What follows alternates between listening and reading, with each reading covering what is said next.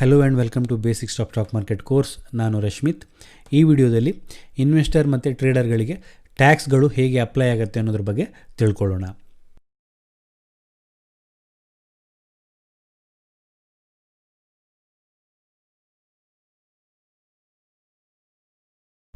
So ಈ tax ಪರ್ಪಸ್ಗೋಸ್ಕರ share ಮಾರ್ಕೆಟಲ್ಲಿ trade ಅಥವಾ ಇನ್ವೆಸ್ಟ್ಮೆಂಟ್ ಮಾಡೋರನ್ನು 3 ವಿಧದಲ್ಲಿ ನಾವು ವಿಂಗಡಿಸ್ಬೋದು.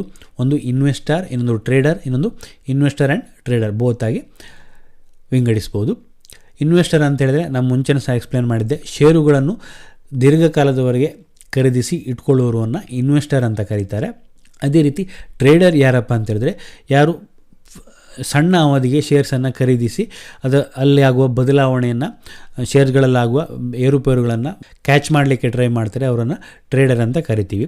ಅದೇ ರೀತಿ F&O ಅಲ್ಲಿ ಯಾರು ಟ್ರೇಡ್ ಮಾಡ್ತಾರೆ ಅವರನ್ನು ಸಹ ನಾವು ಟ್ರೇಡರ್ ಅಂತ ಕರಿತೀವಿ, ಇನ್ವೆಸ್ಟರ್ ಅಂತ ಕರೆಯಲ್ಲ. ಸೊ ಈ ಟ್ರೇಡಿಂಗ್ ಮತ್ತು ಇನ್ವೆಸ್ಟಿಂಗ್ನಿಂದ ಬಂದ ಹಣವನ್ನು ನಾವು 4 ವಿಧವಾಗಿ ವಿಂಗಡಿಸಬಹುದು. Long term capital gain, short term capital gain, speculative business income, ಅದೇ ರೀತಿ ನಾನ್ ಸ್ಪೆಕ್ಯುಲೇಟಿವ್ ಬಿಸ್ನೆಸ್ ಇನ್ಕಮ್ ಅಂತ. ಸೊ ಹಾಗಾದರೆ ಲಾಂಗ್ ಟರ್ಮ್ ಕ್ಯಾಪಿಟಲ್ ಗೈನ್ ಅಂದರೆ ಏನು ಅನ್ನೋದನ್ನು ನೋಡೋದಾದರೆ, ಯಾವುದೋ ಒಂದು ಆಸ್ತಿಯನ್ನು, ಅಸೆಟನ್ನು ಮಾರಿದ್ರಿಂದ ಬರುವಂಥ ಲಾಭವನ್ನು ನಾವು ಲಾಂಗ್ ಟರ್ಮ್ ಕ್ಯಾಪಿಟಲ್ ಗೈನ್ ಅಂತ ಕರಿತೀವಿ. ಬಟ್ ಷೇರು ಮಾರುಕಟ್ಟೆ ದೃಷ್ಟಿಯಿಂದ ನೋಡೋದಾದರೆ ಯಾವುದೊಂದು ಶೇರ್ಸ್ ಅಥವಾ ಮ್ಯೂಚುವಲ್ ಫಂಡನ್ನು 1 ವರ್ಷಕ್ಕಿಂತ ಹೆಚ್ಚು ಕಾಲ ಹೊಂದಿದ್ದು ನಂತರ ಅವುಗಳನ್ನು ಮಾರಾಟ ಮಾಡಿದರೆ ಅದರಿಂದ ಬರುವ ಲಾಭವನ್ನು ಲಾಂಗ್ ಟರ್ಮ್ ಕ್ಯಾಪಿಟಲ್ ಗೈನ್ ಅಂತ ಕರಿತೀವಿ. ಸೊ ಮಿನಿಮಮ್ ಅಂದರೂ ನಾವು 1 ವರ್ಷ ಒಂದು ಶೇರ್ಸ್ ಅಥವಾ ಮ್ಯೂಚುವಲ್ ಫಂಡನ್ನು ಹೊಂದಿರಬೇಕಾಗತ್ತೆ. ಸೊ ಮಿನಿಮಮ್ 1 ವರ್ಷದ ನಂತರ ಹೊಂದಿದ್ದು ಅದರ ನಂತರ ಮಾರಿದರೆ ಅದರಿಂದ ಬರುವ ಲಾಭವನ್ನು ಲಾಂಗ್ ಟರ್ಮ್ ಕ್ಯಾಪಿಟಲ್ ಗೈನ್ ಅಂತ ಕರಿತೀವಿ. ಸಪೋಸ್ ಲಾಸ್ ಆದರೆ ಲಾಂಗ್ ಟರ್ಮ್ ಕ್ಯಾಪಿಟಲ್ ಲಾಸ್ ಅಂತ ಹೇಳ್ತೀವಿ. ಸೊ ಈ ಲಾಂಗ್ ಟರ್ಮ್ ಕ್ಯಾಪಿಟಲ್ ಗೇನ್ಸ್ಗೆ ಹಾಕುವಂಥ ಟ್ಯಾಕ್ಸನ್ನು ನಾವು long term capital gains tax ಅಂತ ಕರಿತೀವಿ. 2018ರ ಬಜೆಟ್ನ ನಂತರ ಇದನ್ನು ಹಾಕಲಾಗುತ್ತೆ. ಇದಕ್ಕಿಂತ ಮೊದಲು ಲಾಂಗ್ ಟರ್ಮ್ ಕ್ಯಾಪಿಟಲ್ ಗೇನ್ಸ್ಗೆ ಟ್ಯಾಕ್ಸ್ ಇರಲಿಲ್ಲ. ಸೊ ಇದರ ಪ್ರಕಾರ ಇದನ್ನು 2018ರಲ್ಲಿ ಇಂಟ್ರೊಡ್ಯೂಸ್ ಮಾಡಲಾಗುತ್ತೆ. ಸೊ ಇದರ ಪ್ರಕಾರ 1 ಲಕ್ಷಕ್ಕಿಂತ ಹೆಚ್ಚು ನಮ್ಮ ಲಾಂಗ್ ಟರ್ಮ್ ಕ್ಯಾಪಿಟಲ್ಸ್ ಗೇನ್ಸ್ ಇದ್ದರೆ ಇದನ್ನು ನಾವು 10% ಟ್ಯಾಕ್ಸ್ ಆಗಿ ಪೇಮೆಂಟ್ ಮಾಡಬೇಕಾಗುತ್ತೆ. ಸೊ ಹಾಗಿದ್ರೆ ಈ ಲಾಂಗ್ ಟರ್ಮ್ ಕ್ಯಾಪಿಟಲ್ ಗೇನ್ಸ್ ಹೇಗೆ ಕ್ಯಾಲ್ಕುಲೇಟ್ ಆಗುತ್ತೆ ಅನ್ನೋದನ್ನು ನೋಡೋದಾದರೆ, ಇಲ್ಲೊಂದು ನನ್ನ ಶೇರ್ಸ್ ಪರ್ಚೇಸ್ ಡೀಟೇಲ್ಸ್ ಇದೆ ಅಂತ ಇಟ್ಕೊಳ್ಳಿ.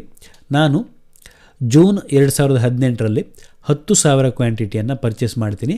ಸೊ ನನ್ನ ಪರ್ಚೇಸಿಂಗ್ ಪ್ರೈಸ್ ₹100 ಇರುತ್ತೆ. ಸೊ ಟೋಟಲ್ ಇನ್ವೆಸ್ಟ್ಮೆಂಟ್ ಇಲ್ಲಿ ನನಗೆ 10 ಲಕ್ಷ ಆಗುತ್ತೆ. ಅದೇ ರೀತಿ ಪುನಃ ಅದೇ ಶೇರ್ಸನ್ನು ನಾನು ಜನವರಿ 2019ಕ್ಕೆ ಪರ್ಚೇಸ್ ಮಾಡ್ತೀನಿ. ಸೊ ನನ್ನ ಕ್ವಾಂಟಿಟಿ 5,000 ಆಗುತ್ತೆ. ಸೊ ನಾನು ₹150 ಪರ್ಚೇಸ್ ಮಾಡ್ತೀನಿ. 7.5 ಲಕ್ಷ ಆಗುತ್ತೆ ನನ್ನ ಇನ್ವೆಸ್ಟ್ಮೆಂಟ್. ಸೊ ನನ್ನ ಟೋಟಲ್ ಇನ್ವೆಸ್ಟ್ಮೆಂಟ್ 17.5 ಲಕ್ಷ ಆಗುತ್ತೆ ಅಂತ ಇಟ್ಕೊಳ್ಳಿ. ಸೊ ಹೀಗೆ ಪರ್ಚೇಸ್ ಮಾಡಿದ ಶೇರ್ಸನ್ನು ನಾನು ಆಗಸ್ಟ್ 2019ನಲ್ಲಿ ಸೇಲ್ ಮಾಡ್ತೀನಿ. ಸೊ ನನ್ನ ಹತ್ರ 15,000 ಕ್ವಾಂಟಿಟಿ ಇತ್ತು. ಸೊ ಆಗ ಪ್ರೈಸ್ 200 ಇತ್ತು. ಸೊ ಟೋಟಲ್ ರಿಟರ್ನ್ ನನಗೆ 30 ಲ್ಯಾಕ್ ಬರುತ್ತೆ. ಸೊ ಇಲ್ಲಿ ನನ್ನ ಇನ್ವೆಸ್ಟ್ಮೆಂಟ್ 17.5 ಲಕ್ಷ ಆಗುತ್ತೆ. ಸೊ ನನ್ನ ನೆಟ್ ಪ್ರಾಫಿಟ್ ಏನಾಗುತ್ತೆ 12.5 ಲಕ್ಷ ಆಗುತ್ತೆ.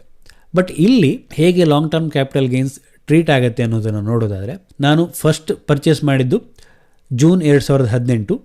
ಸೊ ಮಾರಾಟ ಮಾಡಿದ್ದು ಆಗಸ್ಟ್ 2019. ಸೊ ಇಲ್ಲಿ 1 ವರ್ಷ ಆಯಿತು. ಬಟ್ ಸೆಕೆಂಡ್ ಪರ್ಚೇಸ್ ಮಾಡಿದ್ದು ಜನವರಿ 2019, ಮಾರಾಟ ಮಾಡಿದ್ದು ಆಗಸ್ಟ್, ಇಲ್ಲಿ 1 ವರ್ಷ ಆಗಲಿಲ್ಲ. ಹೀಗಾಗಿ ನಾನು 12.5 ವರ್ಷಕ್ಕೆ ಲಾಂಗ್ ಟರ್ಮ್ ಕ್ಯಾಪಿಟಲ್ ಗೇನ್ಸನ್ನು, ಟೋಟಲಿ 12.5 ವರ್ಷಕ್ಕೆ ಲಾಂಗ್ ಟರ್ಮ್ ಕ್ಯಾಪಿಟಲ್ ಗೇನ್ಸನ್ನು ಪೇ ಮಾಡಲಿಕ್ಕೆ ಬರೋದಿಲ್ಲ. ಬಟ್ ಅಲ್ಲಿ ಹೇಗಾಗುತ್ತೆ ಅಂತ ಹೇಳಿದ್ರೆ 10,000 × 100 ಅಂತ ಹೇಳಿದರೆ 10,000 ಕ್ವಾಂಟಿಟಿಯನ್ನು 100ಗೆ ಪರ್ಚೇಸ್ ಮಾಡಿ 200ಗೆ ಮಾರ್ತೀನಿ. ಸೊ ಇಲ್ಲಿ ನನಗೆ ₹100 ಲಾಭ ಆಗುತ್ತೆ. ಸೊ ಟೋಟಲಿ ಲಾಭ ಇಲ್ಲಿ 10 ಲ್ಯಾಕ್ ಆಗುತ್ತೆ.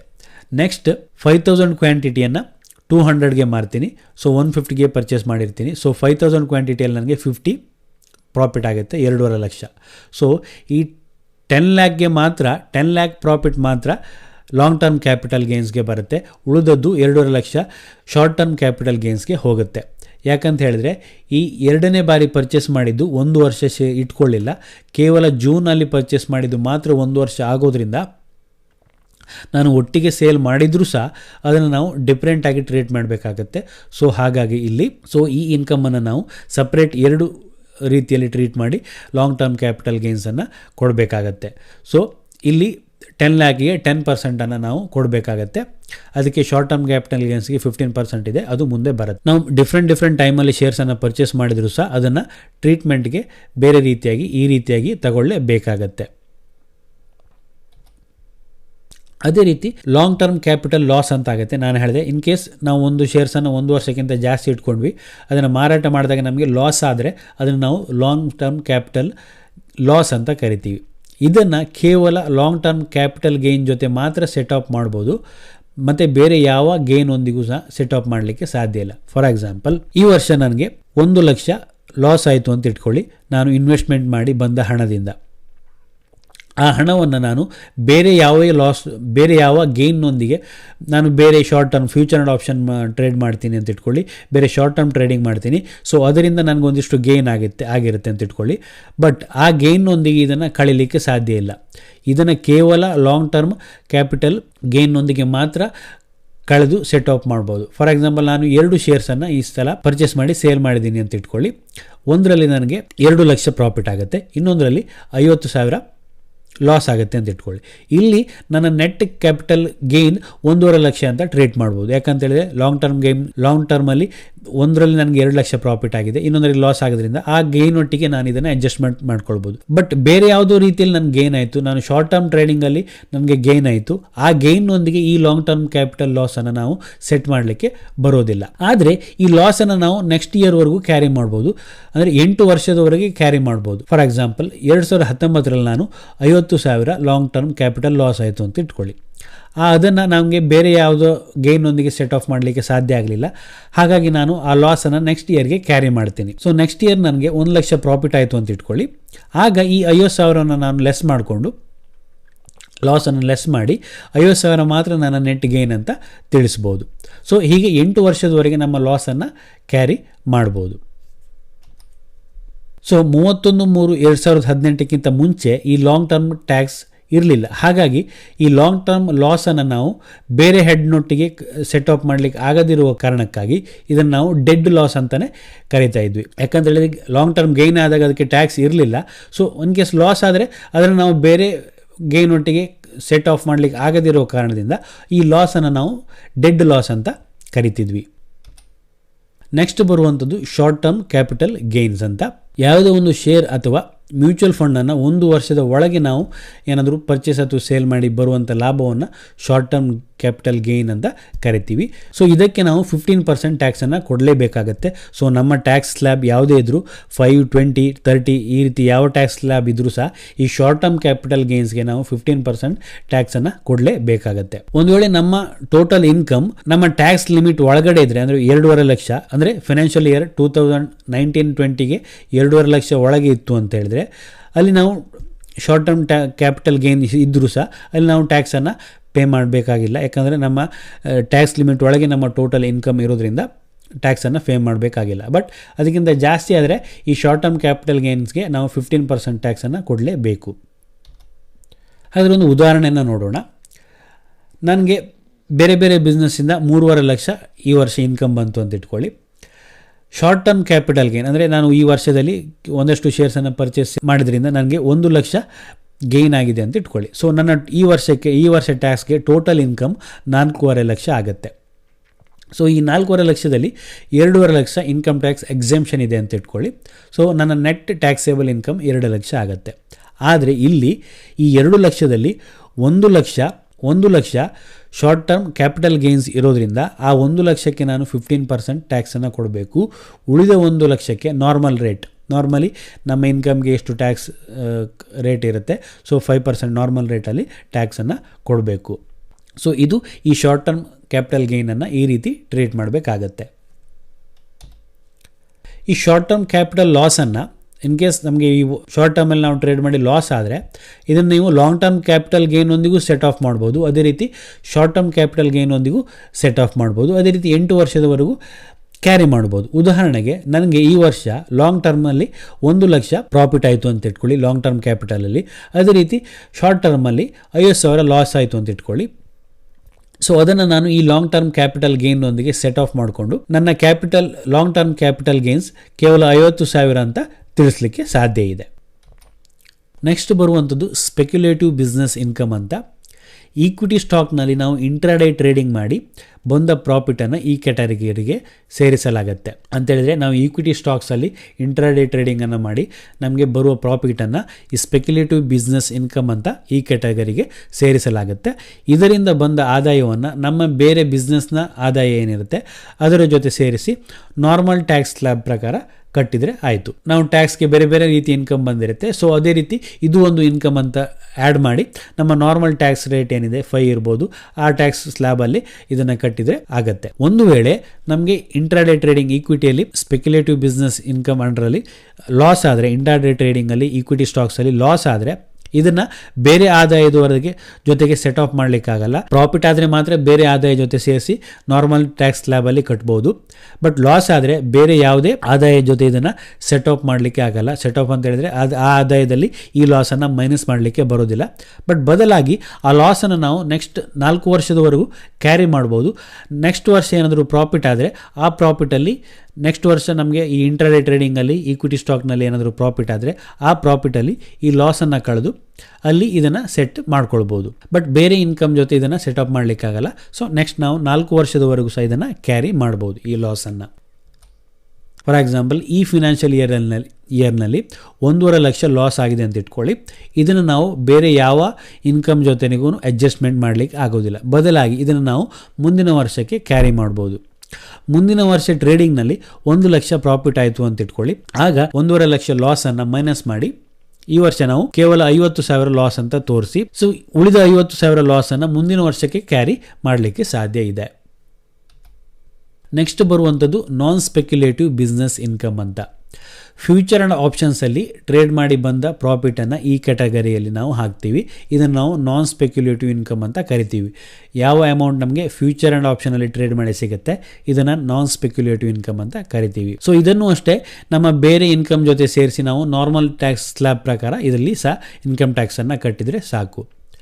ಒಂದು ವೇಳೆ ಎಫ್ ಆ್ಯಂಡ್ ಓ ಟ್ರೇಡಲ್ಲಿ ನಮಗೆ ಲಾಸ್ ಆದರೆ ಅದನ್ನು ಬೇರೆ ಇನ್ಕಮ್ ಜೊತೆನೂ ಸಹ ನಾವಿಲ್ಲಿ ಅಡ್ಜಸ್ಟ್ ಮಾಡ್ಬೋದು. ಎಕ್ಸೆಪ್ಟ್ ಸ್ಯಾಲ್ರಿ ಇನ್ಕಮ್ ಜೊತೆ ಒಂದನ್ನು ಬಿಟ್ಟು ಮತ್ತು ಬೇರೆ ಇನ್ಕಮ್ ಜೊತೆ ನಾವಿಲ್ಲಿ ಅಡ್ಜಸ್ಟ್ ಮಾಡಿ ನಮ್ಮ ಇನ್ಕಮನ್ನು ತೋರಿಸ್ಬೋದು. ಅಡ್ಜಸ್ಟ್ ಆಗದೆ ಉಳಿದ ಲಾಸ್ ಏನಿರ್ತದೆ ಅದನ್ನು ನಾವು ನೆಕ್ಸ್ಟ್ 8 ವರ್ಷದವರೆಗೆ ಕ್ಯಾರಿ ಮಾಡ್ಬೋದು ಮತ್ತು ಆ ಲಾಸನ್ನು ಅಡ್ಜಸ್ಟ್ಮೆಂಟ್ ಮಾಡ್ಬೋದು. ಬಟ್ ಆ ಲಾಸನ್ನು ನಾವು ಕ್ಯಾರಿ ಮಾಡಿದಾಗ ಸ್ಪೆಕ್ಯುಲೇಟಿವ್ ಇನ್ಕಮ್ ಅಂತ ಹೇಳಿದರೆ ಇಂಟ್ರಾಡೇ ಟ್ರೇಡಿಂಗಲ್ಲಿ ಏನು ಇನ್ಕಮ್ ಬಂದಿರುತ್ತೆ, ಸೊ ಅದ್ರ ಜೊತೆ ನಾವು ಕ್ಯಾರಿ ಮಾಡಿದಾಗ ಅದ್ರ ಜೊತೆ ಅಡ್ಜಸ್ಟ್ಮೆಂಟ್ ಮಾಡಲಿಕ್ಕೆ ಆಗಲ್ಲ. ನಾರ್ಮಲಾಗಿ ಫೈನಾನ್ಷಿಯಲ್ ಇಯರಲ್ಲಿ ಲಾಸ್ ಆದರೆ ಸ್ಯಾಲ್ರಿ ಇನ್ಕಮ್ ಒಂದು ಬಿಟ್ಟು ಬೇರೆ ಇನ್ಕಮ್ ಜೊತೆ ಅದನ್ನು ನಾವು ಸೆಟ್ ಆಫ್ ಮಾಡ್ಬೋದು. ಸೆಟ್ ಅಪ್ ಮಾಡಿ ಉಳಿದ ಅದಕ್ಕಿಂತಲೂ ಜಾಸ್ತಿ ಅಮೌಂಟ್ ಉಳಿತು ಅಂತ ಹೇಳಿದರೆ ನೆಕ್ಸ್ಟ್ ಮುಂದಿನ ವರ್ಷದವರೆಗೂ ಕ್ಯಾರಿ ಮಾಡ್ಬೋದು. ಮುಂದಿನ ವರ್ಷ ಅದನ್ನು ನಾವು ಸ್ಪೆಕ್ಯುಲೇಟಿವ್ ಇನ್ಕಮ್ ಜೊತೆ ಅದನ್ನು ಸೆಟ್ ಆಫ್ ಮಾಡಲಿಕ್ಕೆ ಬರೋದಿಲ್ಲ. ಸೊ ನೆಕ್ಸ್ಟ್ ನಮಗೆ ಬೋನಸ್ ಶೇರ್ಸ್ಗಳು ಇಶ್ಯೂ ಆದಾಗ ಟ್ಯಾಕ್ಸ್ ಯಾವ ರೀತಿ ಬರುತ್ತೆ ಅನ್ನೋದನ್ನು ನೋಡೋಣ. ಫಾರ್ ಎಕ್ಸಾಂಪಲ್ ನಾನು 1/5/2018ಕ್ಕೆ 100 ಶೇರ್ಸನ್ನು 50 ರೂಪಾಯಿ ಕೊಟ್ಟು ಪರ್ಚೇಸ್ ಮಾಡಿದೆ ಅಂತ ಇಟ್ಕೊಳ್ಳಿ. ಸೊ ನನ್ನ ಟೋಟಲ್ ಇನ್ವೆಸ್ಟ್ಮೆಂಟ್ 5,000 ಆಗುತ್ತೆ. ಸೊ ಅದೇ ವರ್ಷ 1/10/2018 ಶೇರ್ ಪ್ರೈಸ್ 60 ರೂಪಾಯಿ ಇತ್ತು ಅಂತ ಇಟ್ಕೊಳ್ಳಿ. ಆಗ ಕಂಪ್ನಿ ನನಗೆ 1:1 ಬೋನಸನ್ನು ಕೊಡುತ್ತೆ. ಸೊ ನನ್ನ ಹತ್ರ 100 ಶೇರ್ ಆಲ್ರೆಡಿ ಇತ್ತು. ಸೊ 1:1 ಕೊಟ್ಟಾಗ 100 ಶೇರ್ ಎಕ್ಸ್ಟ್ರಾ ಫ್ರೀಯಾಗಿ ಸಿಕ್ತು, 200 ಆಯಿತು. ಸೊ ಆಗ ಶೇರ್ ಪ್ರೈಸ್ 60 ಇತ್ತು. ಸೊ ಬೋನಸ್ ಕೊಟ್ಟಾಗ 30 ರೂಪೀಸ್ಗೆ ಬರುತ್ತೆ. ನೆಕ್ಸ್ಟ್ 1/8/2019ಕ್ಕೆ ನಾನು 200 ಶೇರ್ಸನ್ನು 40 ರೂಪಾಯಿಗೆ ಮಾರ್ತೀನಿ. ಸೊ ಆಗ ನನಗೆ 8,000 ರಿಟರ್ನ್ ಬರುತ್ತೆ. ಸೊ ನನ್ನ ನೆಟ್ ಇನ್ವೆಸ್ಟ್ಮೆಂಟ್ 5,000, 8,000 ನನಗೆ ರಿಟರ್ನ್ ಬರುತ್ತೆ. ಸೊ ನನಗೆ ನೆಟ್ ಪ್ರಾಫಿಟ್ 3,000 ಆಗುತ್ತೆ.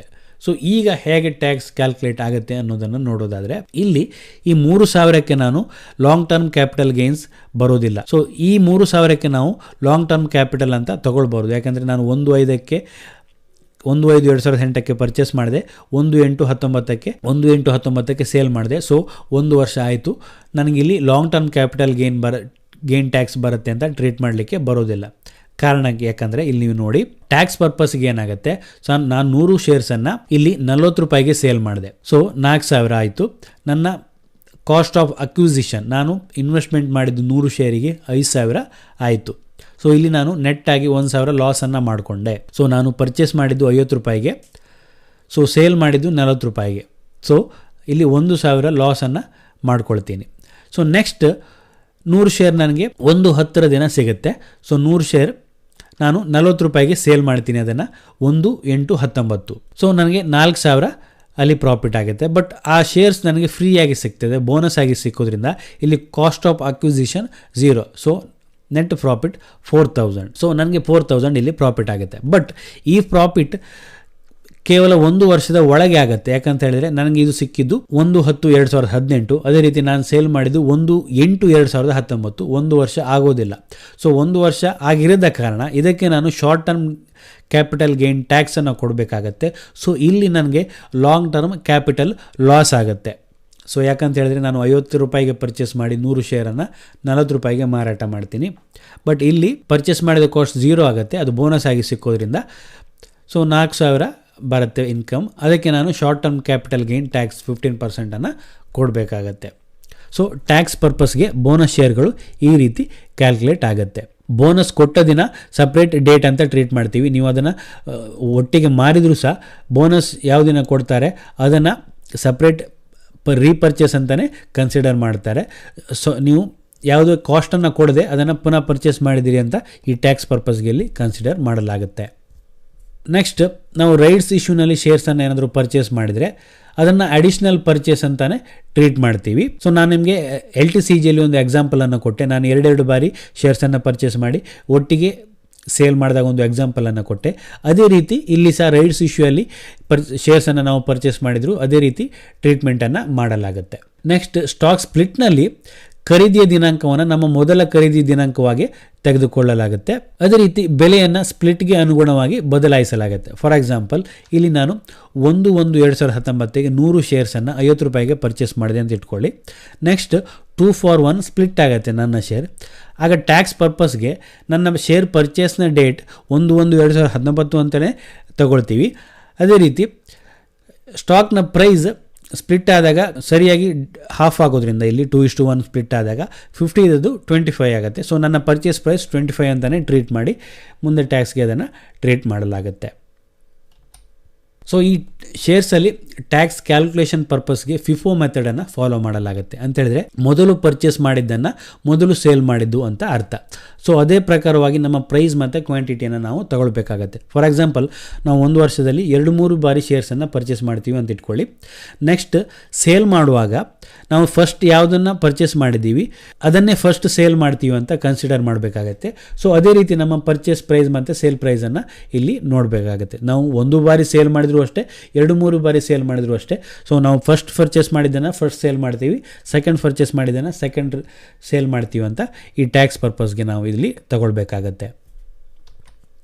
ಸೊ ಇದಿಷ್ಟು ಈ ವಿಡಿಯೋದಲ್ಲಿ. Thank you.